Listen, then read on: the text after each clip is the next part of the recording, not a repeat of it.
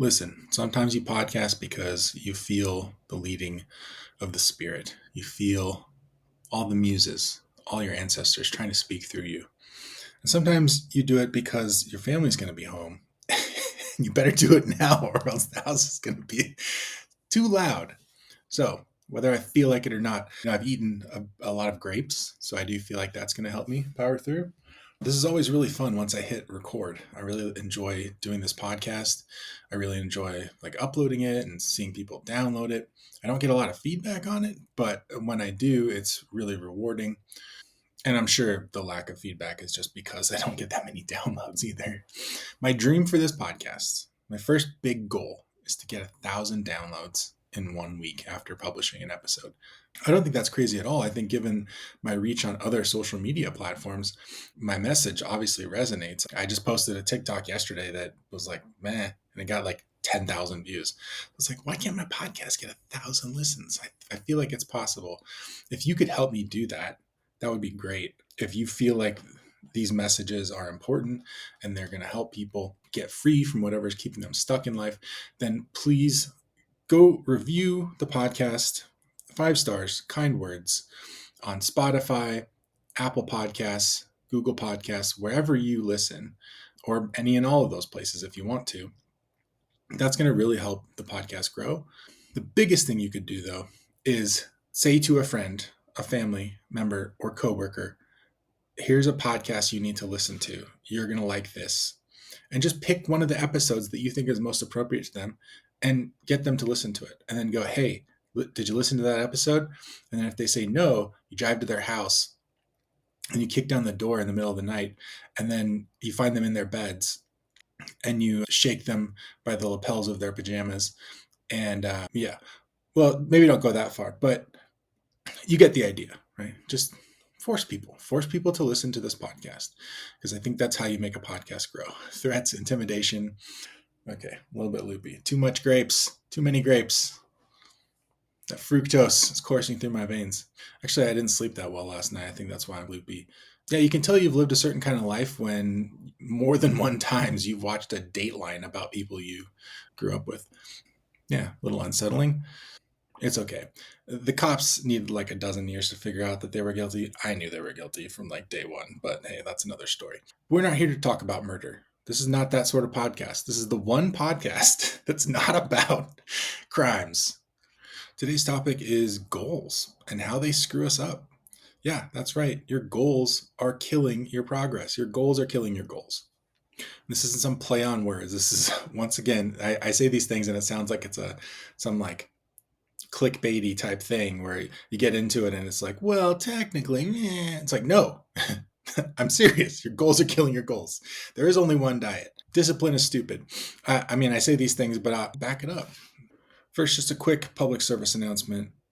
If you're someone who realizes that emotional eating and lack of motivation are the core of their issues with their weight and their inability to lose weight, then you should reach out and find out about coaching options. I'm having so much success helping people let go of emotional eating and reconnect with their innate motivation. It's a blast watching it happen. It's the funnest thing to do. It's going to completely change your perspective on what's possible for your life. And it's going to show you how easy life can be. It really can be easy. There is an easy way out. You're living the hard way right now. The hard way sucks. The way out must be easier by definition. Make sure you're in the Facebook group, Lose Weight with John. There's a link in the show notes. Sign up for the newsletter. There's also a link in the show notes for that. And you can find episodes of this podcast also on my YouTube channel. Guess where the link is? Show notes. You got it. All right, so let's dive into this week's topic. Your goals are screwing you up. Let me start with a story. So I had this client. She's the oldest client I've ever had, 70 years old. Awesome client, delightful, kicking all kinds of butt with her weight loss and emotional eating issues. Well, she hit her first hiccup a few weeks back, and I was going through her data. I usually have my clients keep their weight, calories, steps, and any other pertinent information in a shared Google sheet. It's not mandatory. It's just something that's really nice to have. Like, let's say if you hit a plateau, I can get in there, I can look at that. And based on that and asking a couple questions, I can usually figure out what's going on and provide a solution. So I'm looking in her chart and I see this little note a few days ahead of where we are. I see a number in the weight column and it's lower than what she is currently. And I asked her about that, and she said, yeah, it was just, that's my birthday, so I wanted to be at that number by my birthday. And I don't remember if it was actually her birthday, but it was some day.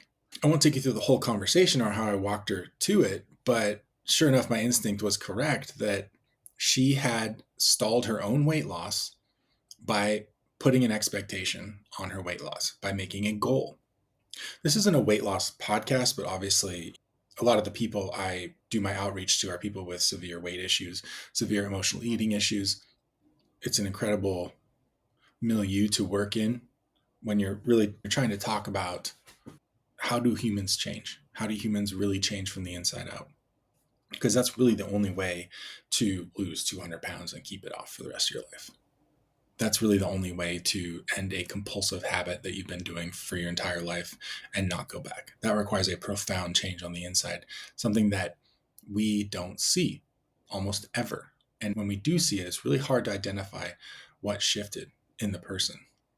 One of the things I've become sensitive to over the years is just noticing how our mentality affects physiological processes like weight loss. We know that your mentality can affect your digestion. We know that it can affect other body systems. We know that your mentality can affect your blood pressure, your eyesight, your heart rate, and even your immune system. And it's going to happen slowly, but the medical world is going to eventually wake up to the fact that most of the undiagnosable syndromes out there are physical manifestations of, for lack of a better word, trauma. So when stress is the fundamental issue and your inability to relate to it in a balanced way or an advantageous way, when that is the fundamental issue of your weight loss, anything you do to add unnecessary stress to your weight loss project is going to push you toward failure. Why? Because your weight gain is a result ultimately of stress to begin with. More stress is not usually the answer. And if it is, it's only in small doses here and there to kickstart something or to get fired up. That's not sustainable. The way we're taught to make goals in our culture adds stress. Almost every single goal you make in life puts a stress on you without increasing your ability to accomplish that goal. All that does is add pressure without increasing capability. This is a recipe for crippling someone's confidence and keeping them stuck in a cycle of failure and shame. Which, does that sound like the world of weight loss to anybody else? Yeah, it does. So I've got 5 main ways that we make goals that totally screw ourselves up. And the first one relates to what this client had done. She had set an arbitrary goal. It was arbitrary in the weight that she had chosen and in the day. In her mind, the day was significant because some reason. It only existed in her mind, right? You wake up day to day, the world doesn't know that it's your birthday. That your physical reality doesn't know that it's a holiday or that it's a national day of mourning. It doesn't know. The physical world doesn't give a shit. And to a certain extent, neither does your body. So when you say, I would like to weigh 315 pounds by my birthday, what you're saying is it's important that I weigh this amount by this day. And you've never answered the question of why. Why do I need to weigh that much for my birthday? One clue that you're doing this is that you're thinking in terms of round numbers. You're thinking, oh, I'd like to be at 150 by my birthday, or I'd like to be at 200 pounds even by my birthday. The more you're working with a rounded number, like let's say, obviously 150 is a round number, but 100 or 200 is a rounder number, right? 155 wouldn't be as round as 150. So the more you're dealing with a big, fat, juicy, round number, the more likely you are to be making an arbitrary goal on an arbitrary timeline. Why does this screw you up? Well, if the word arbitrary didn't give it away, it's that this is not based in your best interests or your well being. This is based in fill in the blank. There's so many reasons why we do it. And oftentimes it's simply thinking that this future truth, it's going to happen. Okay. This is one aspect of manifestation culture that needs to go away, because when you set expectations on reality, sometimes that shifts how you act and how you move, and that's good. Sometimes when you put expectations on reality, you simply are putting expectations on things that you don't fully control. And so you're creating the circumstances for a failure when failure or success never needed to come into this. When failure never needed to be a possible condition in the first place. If you find yourself worrying about whether or not you're going to hit a goal, pull back, stop, because that's not what goals are for. I'm not going to jump to that right now. We're going to talk about at the very end. But goals have really one job, and it's not to add stress or worry to your life. If your goals are doing that to you, realize you are doing that to you. You are making yourself worried and stressed over nothing. And if you do this with your weight, you probably do it in many other aspects of life. I won't go through it all, but think about it. Think about all the ways that you do this, because there's probably dozens. I'll be okay when so-and-so does whatever. Well, no, you can't put that on something that other people control. Your well-being is within your control. And if you don't think it is, that's an issue of boundaries. So the second big problem with goals is something I alluded to with this issue of arbitrary goals. Why do you need to weigh 315 pounds by your birthday? Why do you need to weigh 300 pounds by your birthday? Well, because then that means that I've made significant progress. And then when I get on the scale, I'll see a 2 in front of my weight number instead of a 3, and that'll make me feel good. Why? Because I want to lose weight. Why? Because I want to be healthy. I want to look good. Why? You get around to it and it's, I want to love myself. Okay, that's a problem. That's a problem. This is the number one cause of weight rebound. People losing weight to get things that losing weight does not provide you. Losing weight does not provide you confidence, self-love. It does not erase your negative beliefs. It does not erase traumas that have gone unhealed. It can be a game changer. It feels great. But if you have a brain that could get you to gain 100 pounds in the first place, then you've got a steady drip somewhere in the background saying, you suck, eat cheese, right? And it doesn't have to get you on the first day or the first month or even the first year, but eventually it cuts through. Why? Because it's like that drip of water that eventually erodes through a boulder. And this is what these negative patterns, cycles, habits, thoughts, beliefs, this is what they can end up doing to people, that even though they're loving their new life, they're traveling, they're buying clothes that fit well in quote unquote normal stores, their relationships are improving, they're doing better at work, and then they will watch it disappear through their hands like sand. I think it's probably one of the most miserable things you can go through, maybe short of watching a loved one go through that sort of torture, is watching yourself slip out of your own grasp. Watching your hard work, your dedication, your victory, watching it slip through your fingers, and watching yourself in horrifying slow motion feel like you're being dragged backwards into an old life that you don't want.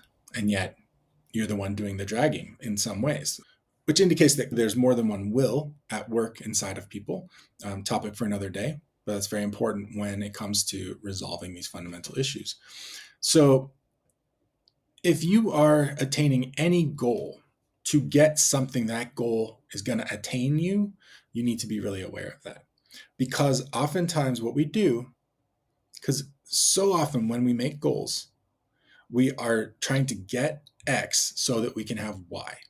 We're trying to accomplish this goal so that we can have self-trust, self-love, self-worth, so that we can be in a relationship, right?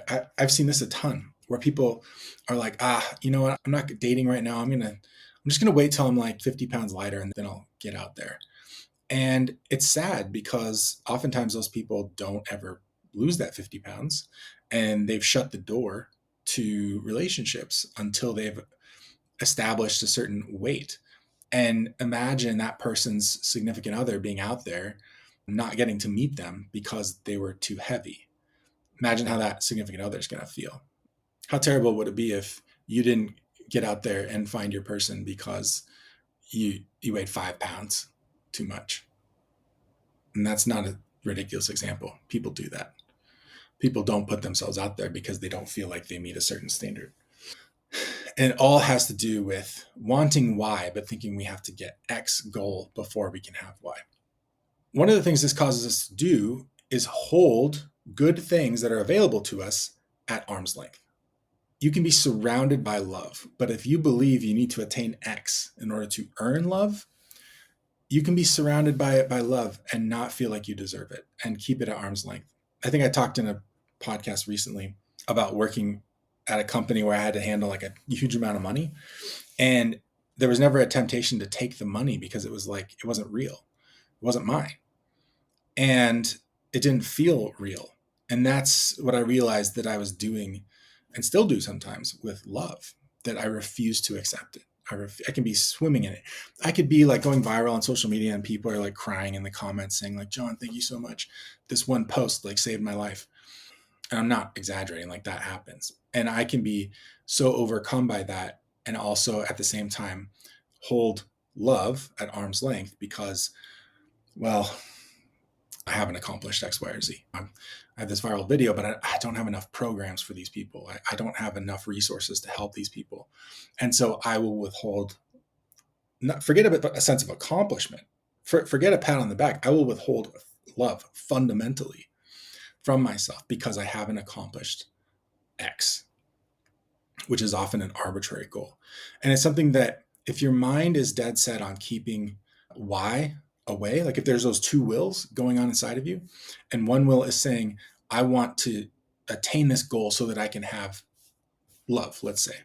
And there's another part of you saying, like, we can't have love. And it can be because you don't know how to accept it or you don't want to give it. Either way, I just taught about this in the Weight Loss Freedom Academy, going through all the ways, all the logical ways that our brain can decide to restrict or reject love. It's remarkable the number of ways we can do it. But if that will exists inside of you, all it has to do to keep your highest or most expanded version of yourself from accepting love is just to push that goalpost a little bit further. You get X, and so you go, now I can have Y, right? And it's like, now you have to do R, and then you can have Y. Because more is always better, right? You get to the mountaintop, and if you're a goal-obsessed person, you just see more mountaintops. How many people, whether are you like this or somebody that you know, they accomplish big goals, but before they even celebrate accomplishing one goal, they're already on to the other. In fact, in the weeks leading up to accomplishing the goal, when they know they have it in the bag, they're already like stepping off the boat onto the dock, getting ready to board a new ship.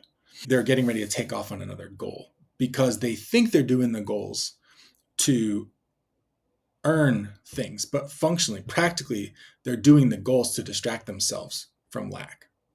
And self-imposed, that includes trauma-imposed symptoms of lack, are debilitating. So yeah, setting arbitrary goals on arbitrary timelines, it is a massive distraction. We're taught to set goals in any situation. No matter what the context, make a goal. Work backwards from the goal, achieve the goal. But in practice, we use this as a distraction from the path rather than direction or encouragement to get on the path. And so often we can create goals as a way of holding good things that we already possess and deserve at arm's length. If you're setting a goal to lose weight so that you can have love, what you just did was create a 2-year project to earn your own love, when actually love is 100% available to you right now. It's not going to be any more available to you when you're at 150 pounds versus 350 pounds. The amount of love that's here for you is not going to be different. The only thing that's going to change is your decision on how much you're willing to accept. And just ask yourself, who's more likely to actually lose 200 pounds and keep it off? Somebody who can accept that they are fully loved at 350 pounds, or a person who thinks they can't accept love if they're 1 pound over 150? Who's actually powerful? The one who has a goal and has a clear vision and is going to manifest and all this stuff, right? It's where the practical worker bee mentality meets the Protestant work ethic meets the manifestation ethic. And all you've actually done is take all your power away. You've dammed up the river. You've snuffed out the flame. When you make goals, too often you declare, I am without, and I'm going to remain without until. And you need to start asking yourself why you're making goals. What is the ultimate goal beyond your goal? Every time you make a goal, ask yourself why. Why? Because so often, whether it's your finances, relationships, career, your health, the obvious answer is not the actual answer. Well, who doesn't want money? Yeah, but why in particular do you want money? Well, I really want this nice car. Okay, why do you want that nice car? Well, I don't know, it's fun. Like people will think I'm cool. People will like me better. People will respect me. I want people to see me as somebody who can afford that car. Okay, there you go. I'm just gonna save you $60,000 because what you're looking for, you're attempting to pay a certain amount of money to buy the respect of other people. Now, that's a factor. The car you drive can affect the amount of respect people give you. But what won't change, no matter how many cars you own, is the amount of respect and love you're willing to receive from other people. And that's often the issue, not the actual respect or love of other people. And once you actually receive the love and respect that's in your environment right now, you're going to be a lot less thirsty for acknowledgement. And all of a sudden, if you get the cards, because you can afford it, you have the abundance, and it's a cool car and it's fun to drive. And yeah, it turns some heads. Cool. There's nothing wrong with that. As long as, hey, the way I'm going to get that car is actually by realizing that I am fully loved right now. I am complete right now. Reason number 3 that goals are screwing you up is that when you're creating goals, you think you're trying to create success, but what you're actually creating is failure. I've already alluded to this, but the fact is, and a big part of the headline here is that goal setting culture is not for you. Who's it for? Ask yourself that. And all these things I'm talking about with goals, they only become more severe the more important the goal is to you. The more you actually need to make a change, the more you desperately want to make a change, the more these 5 issues are going to come up, and the more they're going to make it difficult for you to actually see change in your life. And so this one is a big one. You create goals ostensibly to ensure your success, but what you actually do is create failure. Here's why. When you identify a problem, you need a solution. That solution is going to be some form of goal, right? If I attain X, I can have Y, right? If I can win the war, I can have peace. If I earn this amount of money, I can afford X. If I can lose this many pounds, my doctor will take me off my diabetes medication and I'll get to be healthy. Your goals can be good things. Saying that you're pursuing X to get Y doesn't mean that Y is a bad thing. Oftentimes, Y is a very good thing, such a good thing that it's built into the fabric of your life. And so by rejecting it, you're actually strangling yourself. And so even with good goals, especially with good goals, we can see our hopes for a bright future laying on the other side of that goal. And so in our minds, we draw a line. And on the other side of the line is success. And on this side of the line is us, and a whole lot of distance between us and that line. And our plan is, however, we're going to try to cross that distance. But when you draw a line and demarcate the difference between success and failure, what you've done is you've painted yourself in the territory of failure. And you will be in that space of failure until you cross that goal line. Now, let me ask you something. Let's go back to weight loss as an example. I have 2 people that are 350 pounds. Which one is more likely to get down to 150 pounds and stay there? The person who sees themselves as a failure until they reach 150 pounds, or the person that never introduced success or failure as a concept, but merely changed their habits? Who would succeed? Now, obviously, changing your habits, it's a little bit deeper than that. I'll get there. We'll come around to that. So often, when we set goals, what we do is we actually set conditions for failure. We think we're creating conditions for success, but all we've done is actually create conditions for failure where there were no conditions for failure in reality beforehand. For instance, I'm out running and I'm getting tired, and I say, okay, that there's a maple tree 100 yards away. If I can make it past that tree, I did a good job today. And if I fall short, right? If I get like people ending the marathon and they're like on those baby deer legs and they're falling down, and then you got to get the space blanket around them or else they're going to die. That's me. I'm running toward that maple tree and I collapse 3 feet from the maple tree. And I think I have failed. I set an arbitrary goal and I've decided that I'm a failure now. Now, how much had I run before that? Could have been 10 feet. It could have been 10 miles. Is someone who has given something their everything till they've fallen down, or someone who, let's say I got sideswiped by a goose or something, I don't know, something random. Geese are assholes. God, I hate geese. That's a topic for another podcast. Out of nowhere, goose takes you out. Does that make you a failure? Because failure has a way of getting our attention. There's a reason that we're obsessed with it. It's because it's our brain's way of saying, you need to focus on this, and you need to fix this, and you need to get good at this so that we're capable enough to survive. That's it. Every time you set a goal, at the core of your psychology, what you're saying is, I need to increase a skill or an ability, or I need to possess something that I do not currently possess to ensure my survival. When you draw a line and say success is on the other side of this line, you haven't created success. What you've actually created in this moment is failure. And this moment is all that exists. So when you draw a line out there in the future and you say beyond that is success, what you've done is paint yourself as a failure, or paint your efforts as a failure in the moment. Now, sometimes that's innocuous. I want to catch a fish. And so I feel like I haven't won until I catch the fish. And yet the pursuit of catching the fish is fishing, right? They don't call it catching, they call it fishing. That's an old saying, indicating that, yeah, the process is what's fun. And obviously catching a fish is great. It is ostensibly the goal, but you can spend a nice day out pursuing that goal, even if you don't attain it. Many goals are like that. And that's really not what we're talking about here. Now, if I put a gun to your head and say, catch a fish, or I'm going to put a bullet in you, different story.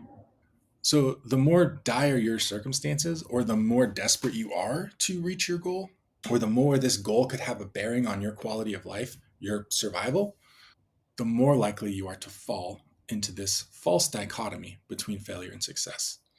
Now, in practice, when a goal is actually a solution to your actual survival, let's say a health goal, right? Where, oh man, the doctor was not happy about those cholesterol numbers. I got to make changes. That's going to feel like panic and anxiety versus comfort versus peace. Okay, but it's still failure and success. Otherwise, when you have a goal that you think is going to impact your status socially, the way other people see you, it's going to impact your ability to get love, respect, status, praise. The more that tends to feel like an emotional void, a hollowness, more of a depression or a deep pain in your soul. So what am I saying here? Am I saying that anxiety and depression are largely the result of people setting goals? Yep, that's what I'm saying.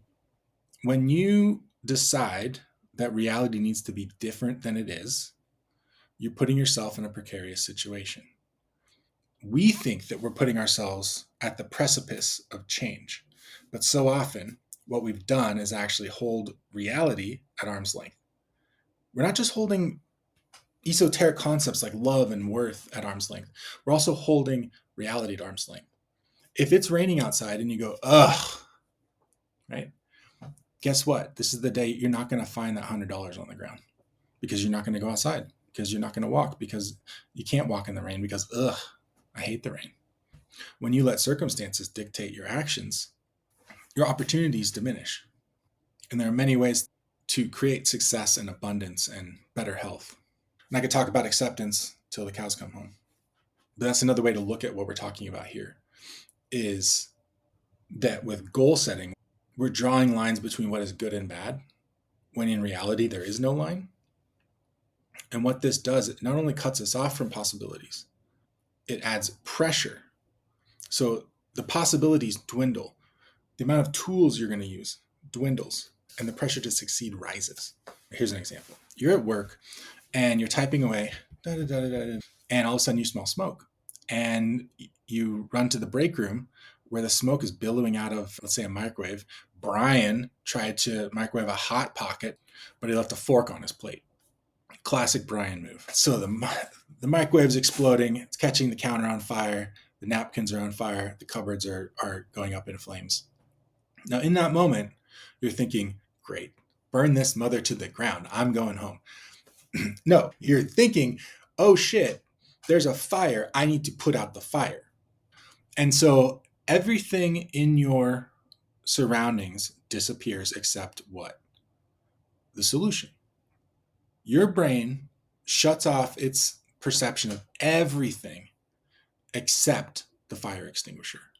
You are looking for a red tube, canister-like shaped object and nothing else. Okay. So when you are in dire situations, we know about tunnel vision, right?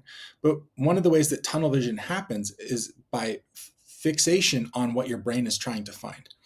When you are in a high stress situation, your brain looks for the solutions it already knows about, which makes it difficult to see solutions that are right in front of your face. There is a 5-gallon bucket of water standing at your feet, and you're looking around for a fire extinguisher. Why is there a bucket of water? I don't know, probably more Brian bullshit. So even if you didn't start the fire, even if it's somebody else imposing this upon you, reactivity is going to cause you to miss out on opportunities to either prevent harm or to attain good things. I feel like I could talk more about that, but I'm not going to belabor it. Akin to the success-failure dichotomy, which is really about how you frame your life, where we think that we're setting up this future where we're succeeding, but all we ever really accomplish is in the moment creating a context of failure. The success-failure dichotomy doesn't just paint your context as failure. What it can do is it can affect your view of your progress. You know the saying, a journey of 1,000 miles begins with a single step, right? So in the success-failure dichotomy, 1,000 miles is the goal line. And we are in a context of failure until we hit that goal line. So the journey to the goal line involves step 1, 2, 3, 200, 500, 600, 700. But in the success-failure dichotomy, what happens to all your progress is that your feedback for everything you're doing is failure. You take a step and your brain goes, assessment, failure. You take another step, assessment, failure. Now, in a healthy mind, the brain can recognize like, yeah, no, it's going to take us a while to walk 1,000 miles. So it's not realistic that we would be there yet. Like that literally doesn't make any sense. However, the context of stress is really important. You're starving and your next meal is 1,000 miles away. A single step feels like, well, that's not worth anything.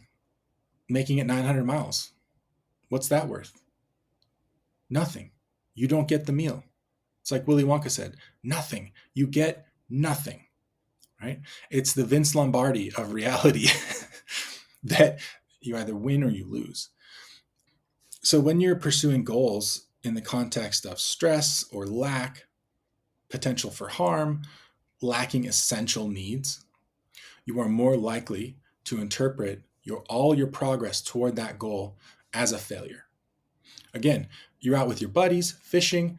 It doesn't feel so much like a failure. You might laugh about it. But all of a sudden, if your life depends on it. Or if, hey, if I don't catch a fish, like my friends literally are not going to like me anymore. All of a sudden, different story. So to sum up those fourth points and to move into my fifth point, recognize that the context of stress or profound lack is going to change goal setting from a healthy, normal, totally legit behavior into something that is going to wreck you. And it's actually going to wreck your progress.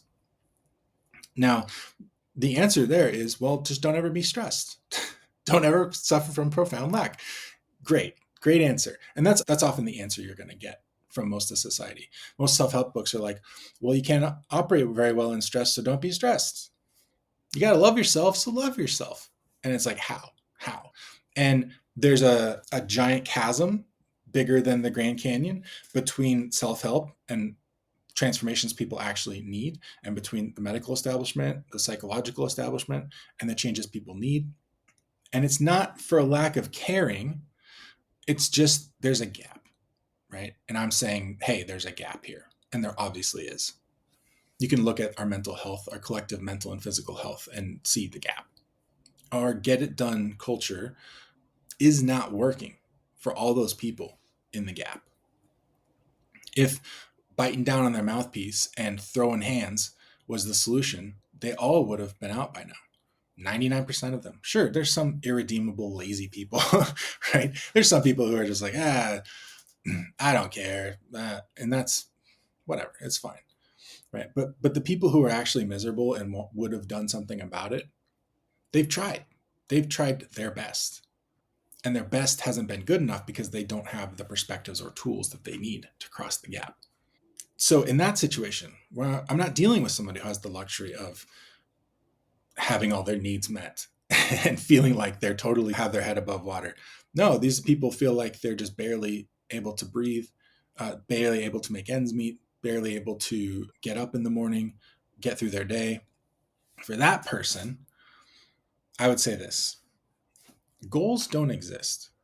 When you set a goal to lose 100, 200 pounds, you're talking about something that's in the future. The future does not exist. Only what's here in this moment exists. And in this moment, you weigh X amount. So again, using the context of weight loss, but just think about this in terms of everything in life. Take whatever you think you need to do and ask yourself, why? Why do I need to live? Why do I need to lose 200 pounds? Well, because I want to travel and fit into clothes. And why? Because I want to feel good. Okay, so this is about feeling good. You want to feel good. Okay, let's get back in the moment right here. What's going to make you feel good?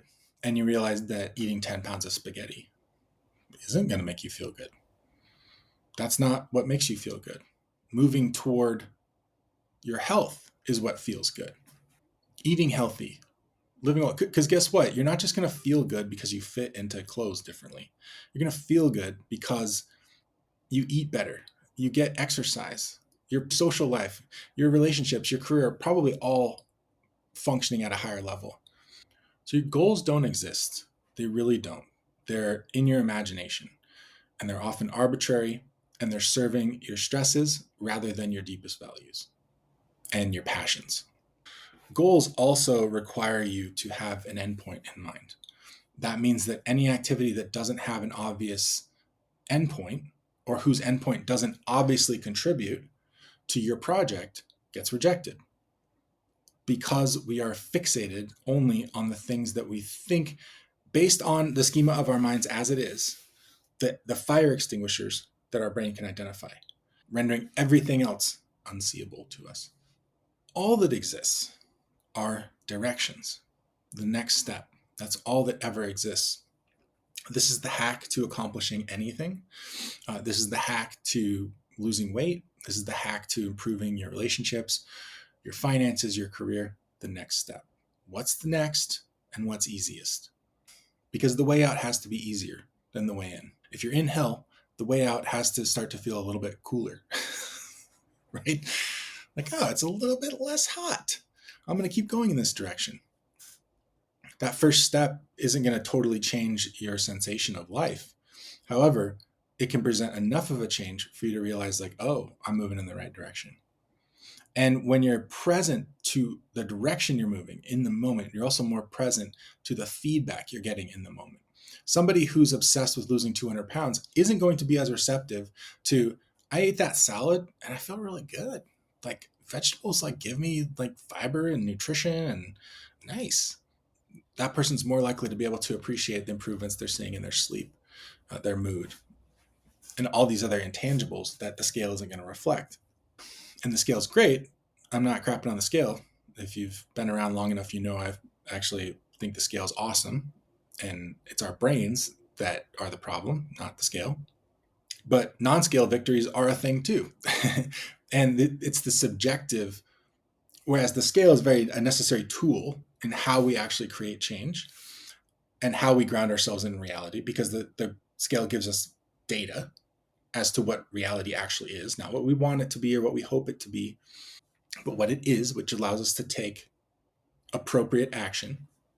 But really, what's going to keep you going day in, day out is knowing that you're doing good things for yourself and allowing yourself to receive the benefits.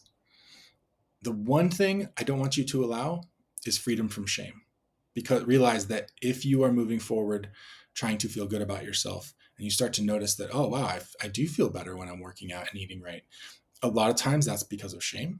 That's the only good feeling that I want you to look out for.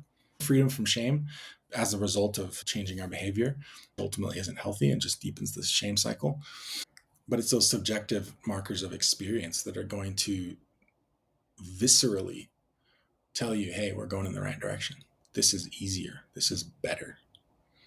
And when your brain goes, I need candy, and you go, yeah, no, it feels that way, doesn't it? Yeah, but this feels really good. So we need candy. Why?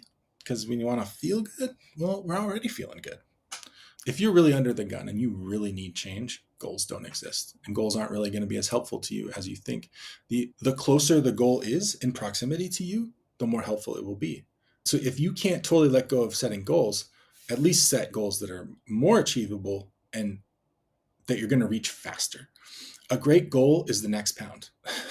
A great goal is, I'm going to do all the things I need to do today that are going to create weight loss.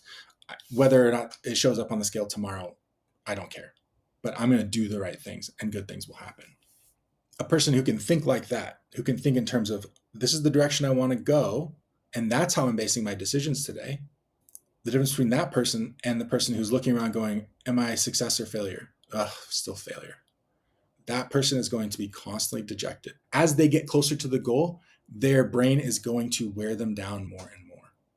And oftentimes, this is what's happening to people as they end their weight loss. They come in on fumes and they stick around for a little bit, but then they're back to their normal self-care routine, which is inherently unhealthy.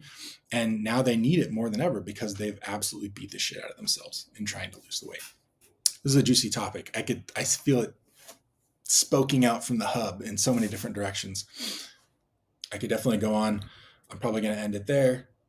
I feel like there's so many little points that I didn't make. I'll be kicking myself as I edit this. But hey, it's a good thing that there's more podcasts I can do, right? I'm going to try to keep doing this weekly. It feels really good. Intrinsic motivation. My goal is to get 1,000 listeners in the first week of an episode. But really, what is my goal? It's just a direction. It's just keep doing this thing that you like to do, John, because it feels good. You do that, and 1,000 people are going to show up. That's a foregone conclusion. And the same is true of whatever goals you have going on in your life right now. It's like, wow, we really can enjoy the journey. And that's something that I'm still very much learning how to do in every respect of life. So thank you for listening. I hope this kicked loose some stuck places inside of you. I hope it helps you kick a hole in the wall of your prison and crawl your way out. I hope it helps you consider the possibilities that are at hand right here in the moment. If you stop thinking about the future and just think about what you want right now and what you deeply want, what you value, not just what sounds good because of a compulsive need to fill an empty place inside of you.